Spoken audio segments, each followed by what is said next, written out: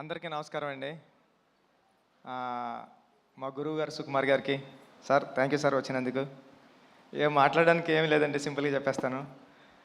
April 30ని రానందుకు క్షమించండి, June 4న వస్తున్నందుకు ఆశీర్వదించండి.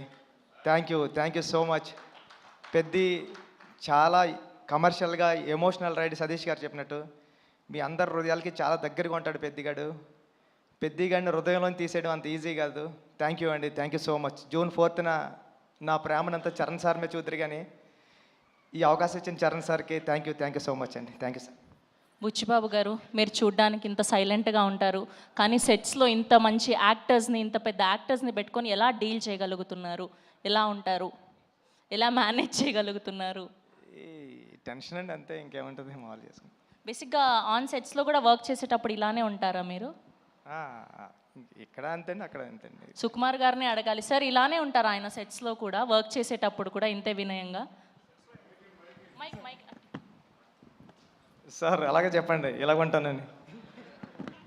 సెట్స్లో ఇంకా వినయంగా ఉంటాడు, కానీ విశ్వరూపం కూడా ఉంటుంది. బికాజ్ ఒక డైరెక్టర్కి అంత కమాండ్ ఉంటే కానీ చేయలేరు కదా. So there are two sides. So డైరెక్టర్గా ఉన్నప్పుడు విశ్వరూపం ఉంటుంది, మళ్ళీ షార్ట్ అయిపోతే ఇలాగే ఉంటాడు. కనిపించని నాలుగో సింహం, రెండో సింహం లాగా సెట్స్లో వేరే బుచ్చిబాబు గారు కనిపిస్తారనమాట. ఓకే, సో ఈ వేదికగా రామ్ చరణ్ గారి ఫ్యాన్స్కి ఏమైనా చెప్పాలి అనుకుంటున్నారా? చరణ్ సార్ని దీంట్లో పెద్ద క్యారెక్టర్లో చరణ్ సార్ని మర్చిపోవడం అంత ఈజీ కదండి. చాలా అంటే చాలా మీరు ఇష్టపడిపోతారు పెద్ద క్యారెక్టర్ని. థ్యాంక్ యూ అండి, thank you so much. Okay, మాటలంటే మాట్లాడలేరు, కానీ ఒక 2 స్టెప్పులు అయితే వేయొచ్చు కదా. అది ఈ జన్మలో కదండి, వచ్చే జన్మలో కూడా కుదరదు. కాదండి, ఈ మధ్య డైరెక్టర్లు భారీగా స్టెప్పులు వేసేసి సినిమాని ప్రమోట్ చేస్తున్నారు, మనం కూడా ఎందుకు ట్రై చేయకూడదు చెప్పండి. ఈ స్టెప్పులు వేస్తానండి. Thank you.